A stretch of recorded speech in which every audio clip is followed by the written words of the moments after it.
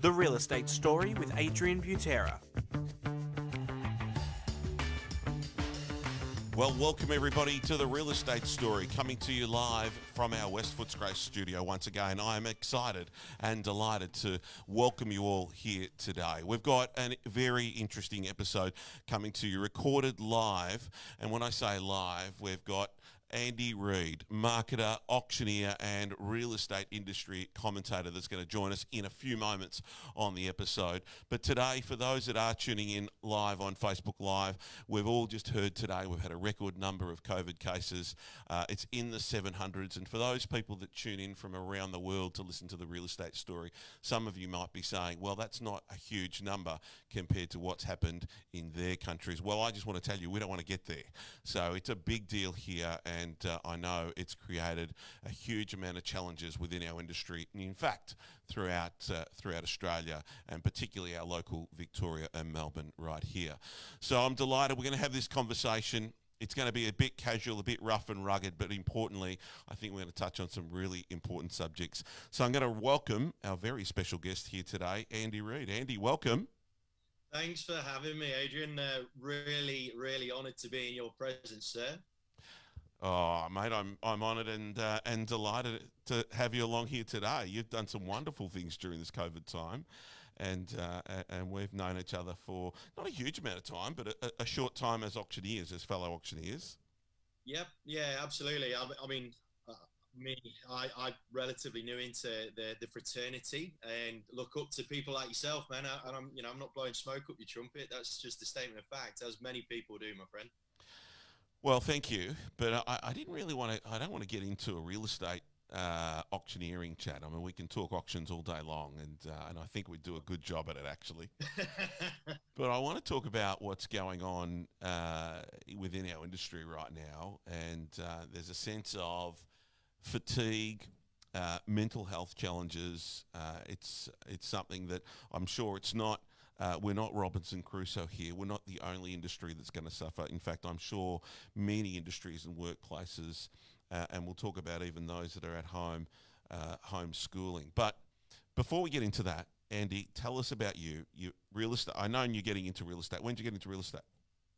In 2010, I got into real estate. So I moved over from the UK, and I got to a GM level in the hospitality industry down in London. So my last gig in hospitality, I was GM of a vodka bar in London, which was a lot of fun. And then moved vodka. Yeah, especially we had 46 different vodkas on our back bar. So I know my way around the back of a bar, let's put it that way. And when I came over here, my now wife, her dad owned a franchise of a real estate firm in the southeastern suburbs of Melbourne. And I was actually in the process of getting sponsored by Vodafone as like a customer services liaison guy at HQ. And he hit me up over dinner and said, mate, I think you'd be good at real estate. Why don't you come and give it a crack? And I went, all right, well, if I'm crap, bin me and I won't hold it against you. And a few years down the track, we're not doing too bad.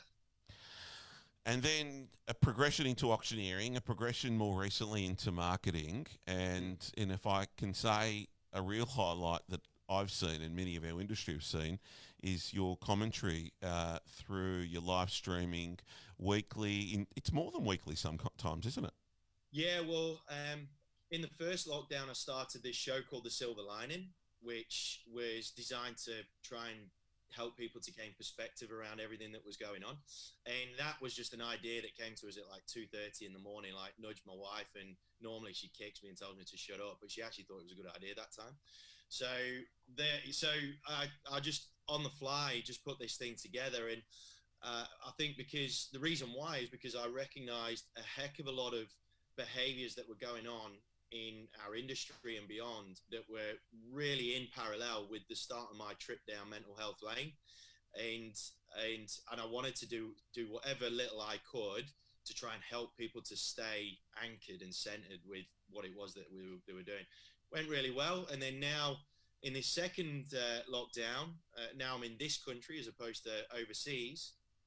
I've started this Ask Andy show, which is, what is it? You know, what did you call it? Ask Andy. Ask Andy. Ask Andy anything. And literally we have had anything being asked. So the majority of the questions have been really quite serious, but we've had some interesting ones. So I've become educated on why donkeys have big ears, and what else I've been educated. Why do donkeys have big ears? Well, yes, because of this, the being able to hear predators better, but because they were originally a desert animal, it's an increase of surface area so that they can radiate heat better, so that they can stay a little bit cooler. So there you go. You heard it first on the real estate story. Yeah, you know what I mean. And I've learned that cats have hamstrings and all sorts of weird crap. But we've talked about a hell of a lot about mental health in real estate. My real estate opinions based on all my behaviors, which are consumer focused, and that really comes from my hospitality game rather than the real estate game, to be frank.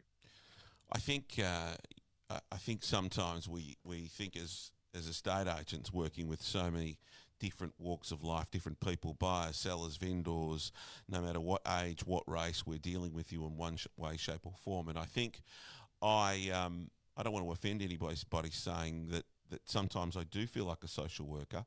I don't, whether I'm good, bad, or otherwise, but we listen to a lot of people and we hear a lot of people that have had some good times, and particularly those that have had some bad times in our industry, in real estate, I should say. But we also hear it within the industry, and I'm hearing conversations, and from what I'm hearing from you now, you've also heard conversations from our colleagues that, you know what, they're playing tough because we're doing a few deals and we're helping out our clients, but at the end of the day, it's not all smooth sailing, is it? Absolutely not. And there's distinct differences between the first lockdown and this one. So the first lockdown, there was a bit of a mass panic, and it was very obvious to see the leaders and real estate professionals that could handle change and the ones that couldn't. It like literally got split down the middle. And when I was talking to directors on the night that auctions got cancelled, it was very strange, because there were some people that I thought would be fine with it that were really panicking, and they were on the phone to me like immediately, and then others that were really going with the flow.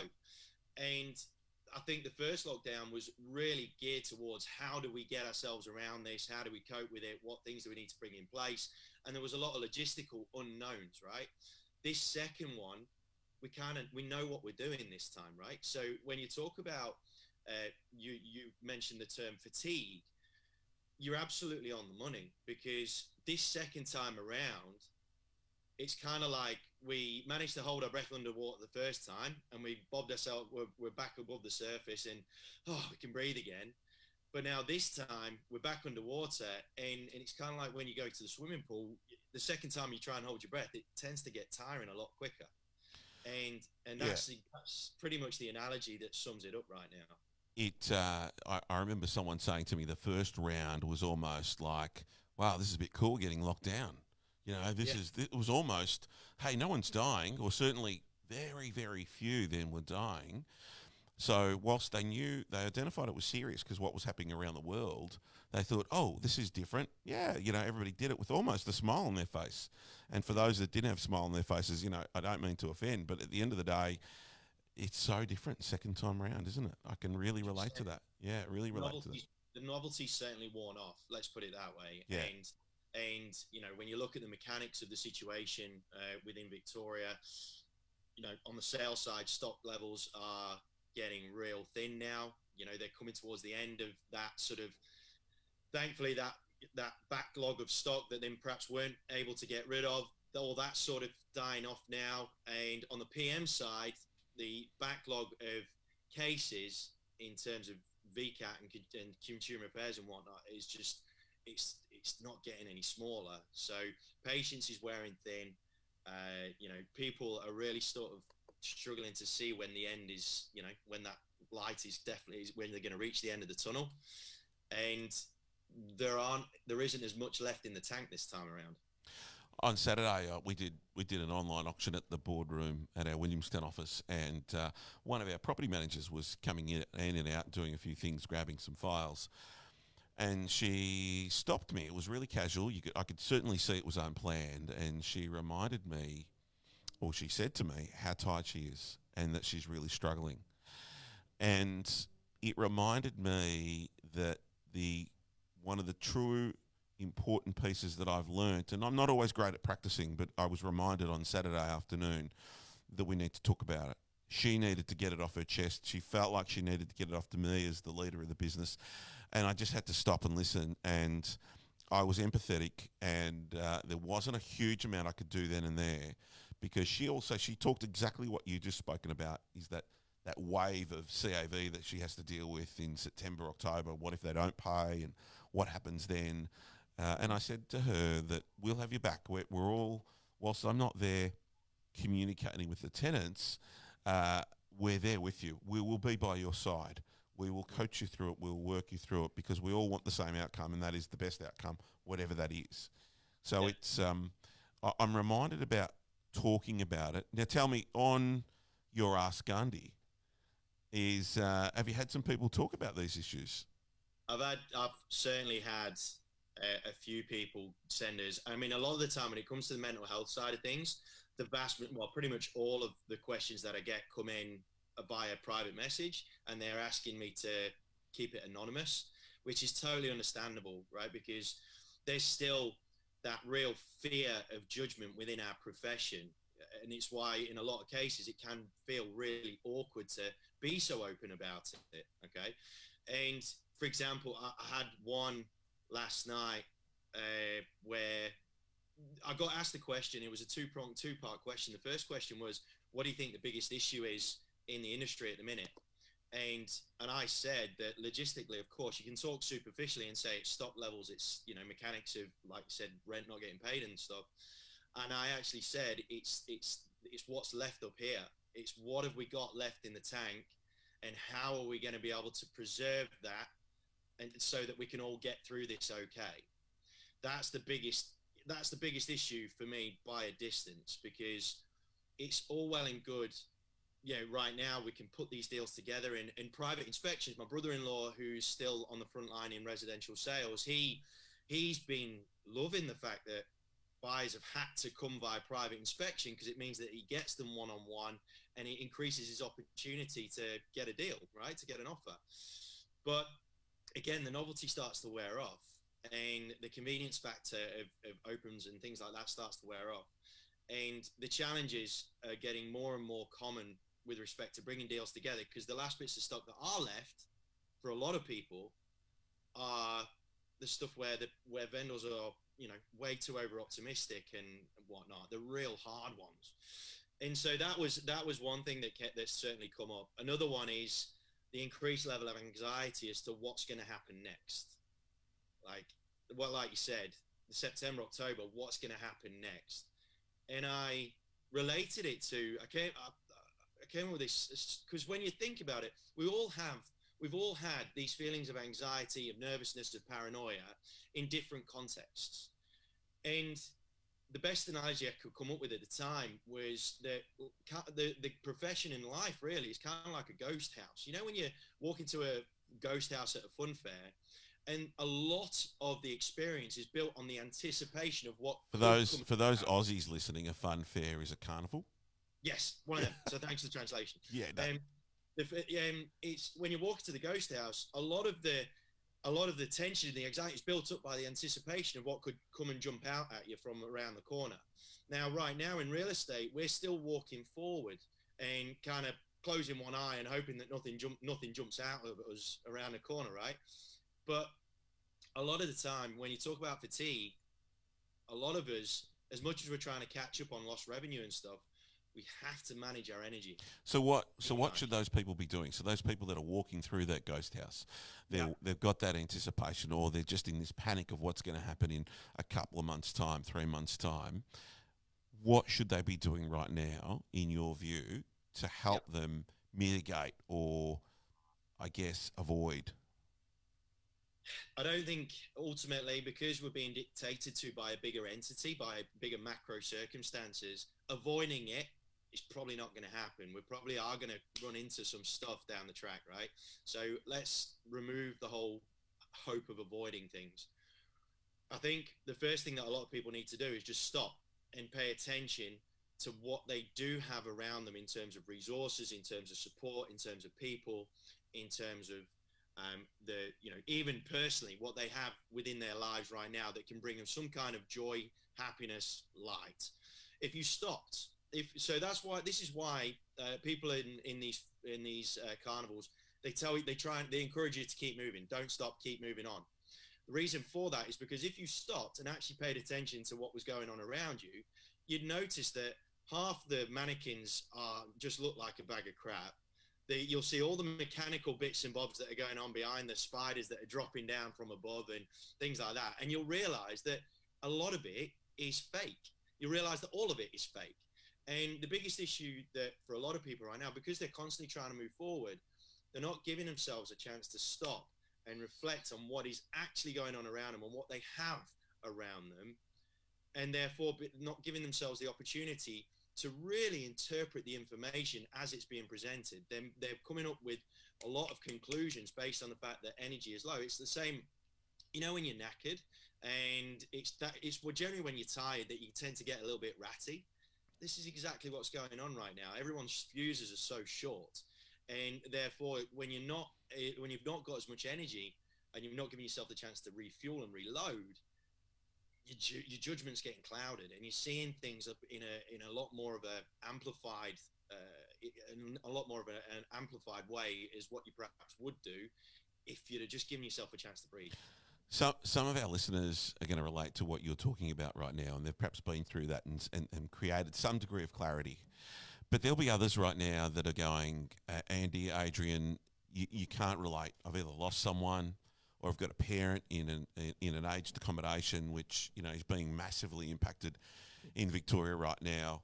There are people that have lost their jobs, and there are people that their businesses have come to a halt, and there's a big question mark on whether they're going to survive this or come back out and trade.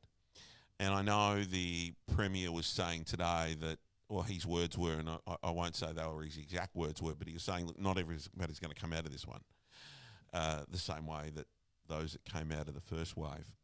I think that's true, and I think largely for what you've highlighted there with mental health. But there's some people that I really feel for, but I want to relate. I want to be able to relate and say, I can't understand what it'd be like if my mum and dad were in aged accommodation right now and either contracted the virus or were in a venue with the virus, and what that would feel like. But I know that we have to hold strong for our families and our business. In my case, I've got a team. There are so many more layers that we need to hold strong for.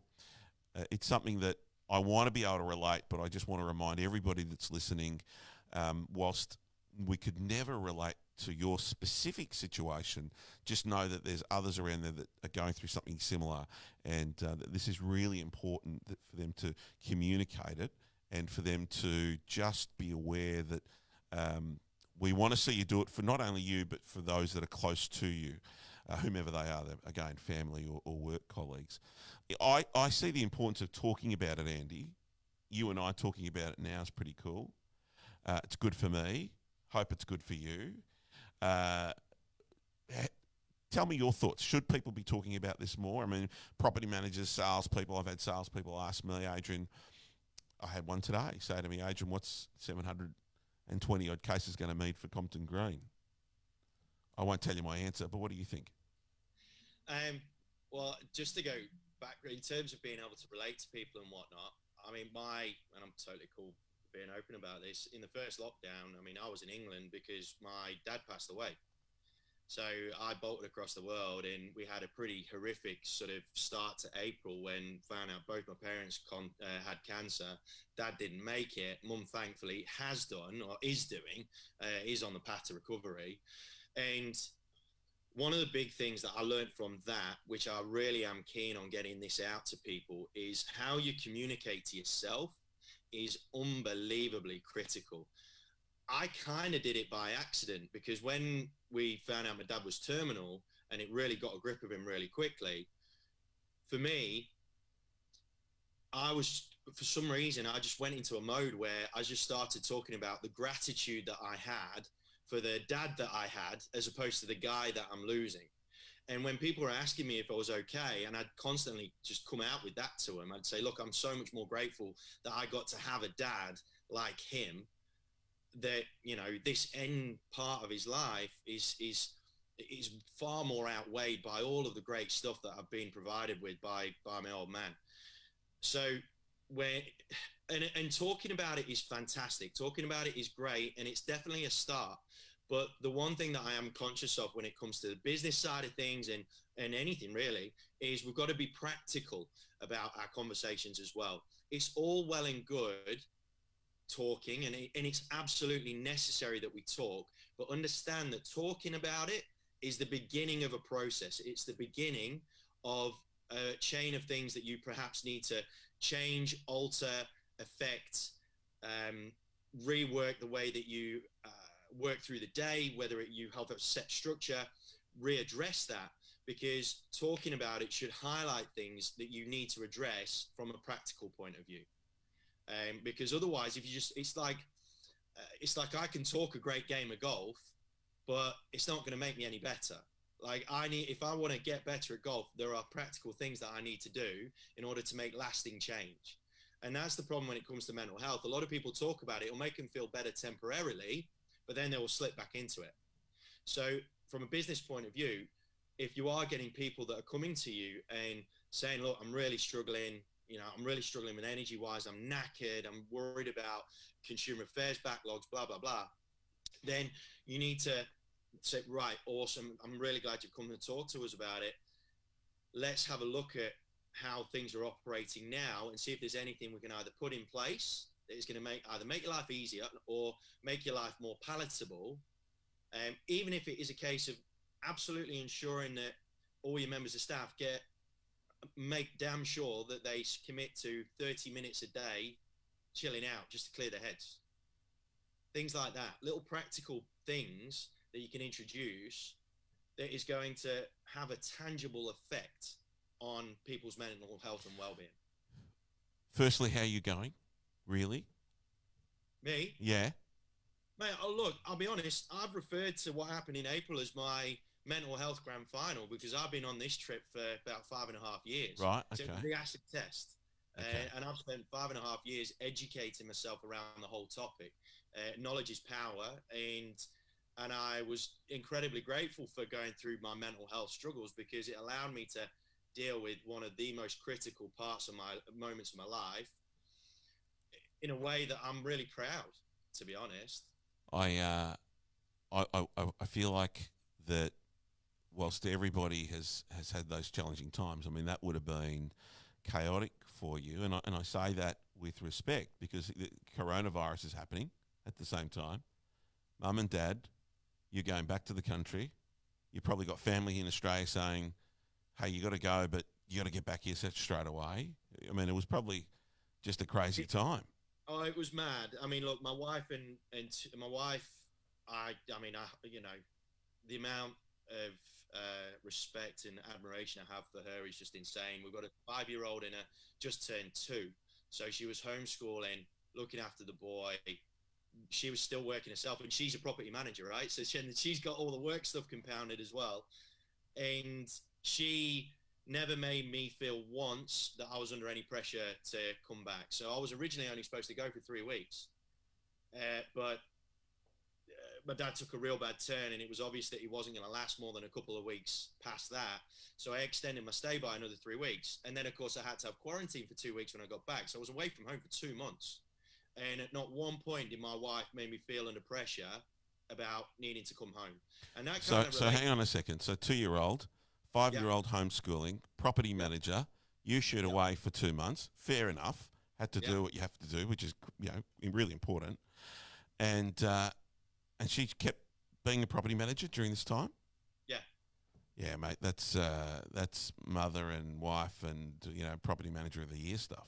And I'm not saying she's Robinson Crusoe. She's not alone. There'll be others out there that can relate to that. But my hat off to each and every one of them.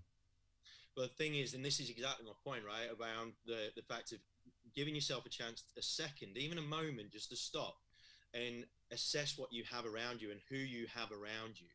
Because I had a lot of time to stop and think, right, over that 2-month period. and the amount of gratitude that I felt, not only for my old man, but for the way my mum was handling herself, but for how my wife was just so stoic throughout the whole thing. It was incredible. And for me now, like, because I understand to a much deeper sense, I always understood it because of all the stuff that I've been going on up to now, but the way that the people around me stood up to the tests that were put in front of us makes me feel now so empowered, both within myself, within our relationship, how empowering it feels to have a wife like that and a human like that in my life. And I think something that we all need to appreciate is, and really get a greater understanding for, is exactly that, is the abundance that we do still have despite the volume of challenges that are going on. What's your wife's name? Felicity. Felicity. We need to interview Felicity next. We need to. Let's go straight to the source. Hey, look, behind every relatively average man is a much stronger woman. I can tell you that. Yeah, and look, it saddens me to hear about the loss of your father and the challenges, obviously, with Mum. But it's great to hear that she's dealing with it to the best that she can, I'm sure. What about people out there right now? And there was a moment I had in my life last year where I was driving along and I heard on the radio there was a promotion for Are You OK Day. Yep. And I was so shitty that day because no one rang me and asked me if I was okay. And there's nothing, the great campaign and the essence behind the campaign is really valid and really, really important. It's a whole mental health thing and making sure friends and family around us are okay. But my point out of this story is that not everybody always knows. They don't always know what's going on between your ears. On the surface, Andy Reid, you look like a pretty cool, calm and collected guy. You've had your challenges, and here I am saying that I've had mine. And I was annoyed back then on Are You OK Day that no one rang me and asked me if I was okay. And that's probably my fault and me to blame because I didn't show that I was struggling. How do people cut through that? How do you find out? How do you deal with those that maybe they're okay, maybe they're not? When it comes to Are You OK, I agree with it is a wonderful initiative to highlight the concerns around mental health. For me, I'm not bagging it out in any way, shape or form because it's incredible that the work that they do. The problem is it's very, very easy to brush that question off because it's a very closed question. Are you okay? Yes. Are you okay? No. Very binary answers can be given to that question. I've got involved back in the last year via Matt Scafidi with a charity, an organisation called 100 Words. And Craig Turton, who it was one of the gang that started that, he asks the question, how are you going out of 10? Because what that does is it makes people actually grade themselves. It makes people do even a small degree of reflection as to how they're actually doing, because it's a scaled answer, right? And then his follow-up question generally is, depending on what the answer is. Okay, so say for example, you asked me that and I said, "Oh, look, I'm probably feeling about 6 out of 10 today." Okay, really? Well, what can I do that can help you get to a 6, 7, or an 8? And just the way that question makes you reflect on how you're actually going on. And the thing is, right, you'll see a lot of alphas, let's face it, a lot of alphas that really struggle to communicate this stuff. You might ask them that question, they go, "Oh man, I'm a 9, I'm a 10." And it's very obvious that it's all bravado. Very, very obvious that it's an overcompensation for some concerns that might be kicking around between the ears. Now, to say that it's your fault, Adrian, that no one asked you if you are okay, is nonsensical. That for me doesn't ring true in any way, shape, or form, because of the fact that you would probably be seen as the person, that the rock that people can rely upon. And that's not your fault. That's just people's perception of you, right? So I think one thing that a lot of people, and a lot of guys, let's face it, a lot of guys need to come to terms with the fact that sometimes you've got to be all right with saying, you know what, this is really doing my head in. This is really doing my head in. And be cool with that, because the sooner that you learn to accept how you're feeling in any one particular moment, gives you a much greater opportunity to get past it quicker and process it quicker. Not get over it, not ignore it, but process it better. So is that coming back down to talking about it? Is that how do we as men, and I'm not saying this doesn't affect women as well, of course it does, but right now it's two men talking. How do we cut through that, and how do we make it easier to talk about? Because it feels like it's still just hard to talk about. Of course it is, because because it's human nature. No one likes to admit that they're struggling. No one. That's just against human nature. So, and from my point of view, from my experiences, and that's all I've got to go off is my experiences. So I got diagnosed with acute depression, anxiety when I was 31. Yeah, so about 5.5 years ago, and it was when my daughter was 8 months old. And that trip, this journey that I've been going down, has been really difficult. Now, the simple solution to people that are struggling is you listen to, you talk about it, and then that's supposed to make you feel better, or you go and get fit, and that's supposed to make you feel better, or you take medication, when in essence, all of those things serve to just calm it down and allow you the perspective to see what the actual issues are. But then it's going to be hard. There's no easy conversation around this. Yes. And in terms of, and I think that's something that people need to face. It's not easy. It's never going to be easy. And for certain people that are wired in a specific way or been brought up a specific way or a certain way, whether it's via a real stoic father figure, or in my case, it was actually my mother that was an incredibly stoic individual, very sort of, impenetrable type person. And it makes you feel that you can't admit that you've got a problem because you don't want to let them down. And that's where, and when it comes to the business side of things, the relative example is whether you don't feel that you can, whether you don't feel that you can admit to your director through fear of being judged as a failure. Yeah, and it's such an interesting. No one wants to be the failure, but everybody needs to be encouraged to have the chat. We all want guns working for us. We all want great people. We want good people putting in a great effort. Is perhaps the best way to sum it up. But we need to ensure that we're all talking about it. I certainly want my team to talk about it. I want my wife to talk to me about it. My kids, well, they're a bit young, but I'm sure I'm going to want that they talk to me about it at some stage. It's an important part to me, talking about it. I know. I got to speak to Craig 12 months ago as well. I connected and reached out to him in regards to what he was doing with Andrew Scafidi through 100 Words, and I shared the same story about, well, no one's asking me, and I want to be that rock, and I think largely I can deliver that. But there are moments where it gets pretty heavy.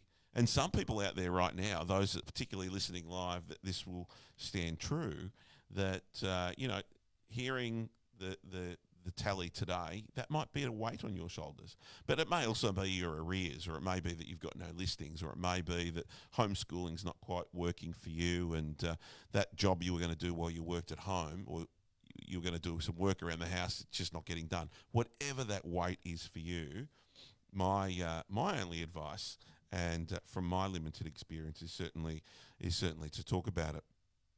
I want to ask you, Andy, what do you do now? What do we do now? What's your opinion on? Okay, we've got these challenges of the COVID's there. Can't remove it today.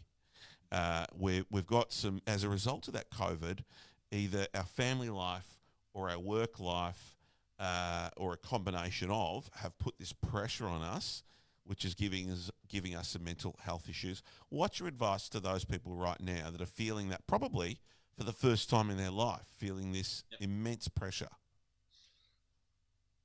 When it really got a grip of me, that best thing that I did was break everything down into the simplest of steps possible. At the minute, we're all running like our feet are going as a million miles an hour, trying to keep up and keep on top of and what have you. But it's that old analogy of how do you eat an elephant? You know, one small chunk at a time, right? And when you are feeling like the world is just on your shoulders, like I said, it exacerbates any small issue, turns into a big issue. And the issue hasn't changed size. Like from a reality point of view, the issue hasn't got any bigger. The issue is still the same issue, but in your mind, it's turned into this mammoth thing. And it could be the most simplest thing under the sun. So if I was a member of staff and I was really feeling the weight on my shoulders, I would be going to my leaders, my director, or someone in the industry that I feel I could trust, and ask them, how can I simplify this further? And generally all it takes is just an alternative perspective, looking from the outside in, from someone that is just half a degree separated, so understands what you're doing, but isn't in that position of feeling so much pressure, and really breaking it down into the simplest steps humanly possible. So for example, when I was at my lowest point, which has happened on a couple of occasions, for me, I needed to focus on get out of bed. And then when I got out of bed, my next focus was turn the shower on. Like, I'm talking that simple. I had to break it down into that simple a format my whole life, because otherwise it would just feel like it was too much, anything. So when it comes to work, really just get someone else's perspective on your workload, your work patterns, and see what you can do to simplify the way that you're going about it. Multitasking at the minute, for me, it's a big enemy of a lot of operators, because the minute you start to try and take on more and I've fallen into the trap. I always fall into the bloody trap. It's annoying. But as soon as you start to take on more than one task at a time, that's when the pressure starts to build, because then you'll take on one task and then you take on another one. Then another one falls on your desk, and then you're trying to juggle 4 or 5. And it's really bad. It's a really bad habit to get into.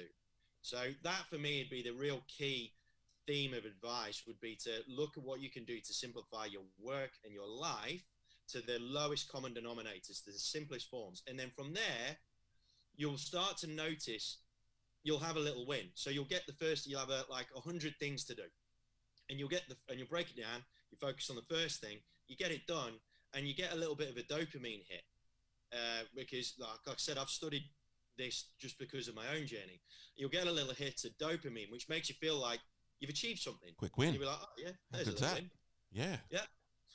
And then that'll give you a tiny bit of momentum to move forward. But understand, like I said, you got to stop, assess everything, break it down into its simplest format, and then just take one small step at a time. And then slowly you'll start to build momentum again in a good way.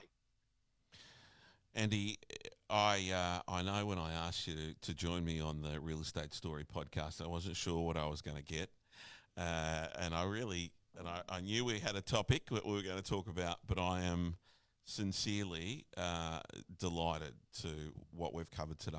Firstly, I want to thank you for sharing, and I sincerely appreciate your time out of your important day. And I think what you've shared today, what we've discussed, may open a few people's eyes. It may give them some relief, or may give them a new path, or add some little points to what they're doing, either at home or in their workplace. So, Andy Reid, thank you so much for joining us on The Real Estate Story. I've noticed little questions come through.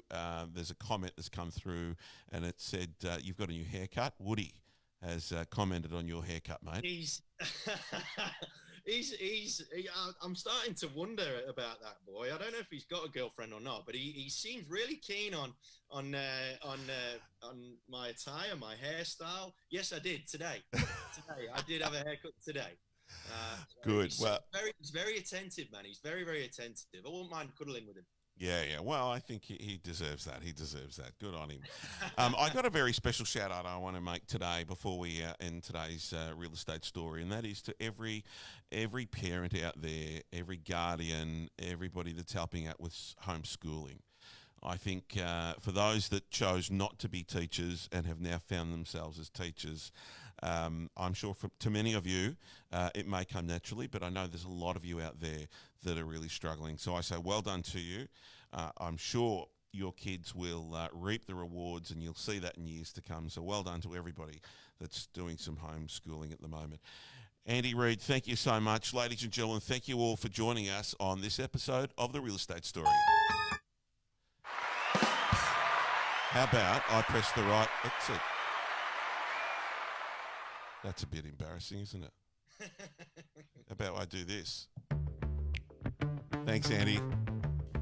Thank you so much for having us, man. I hope that was The Real fun. Estate Story brought to you by Compton Green.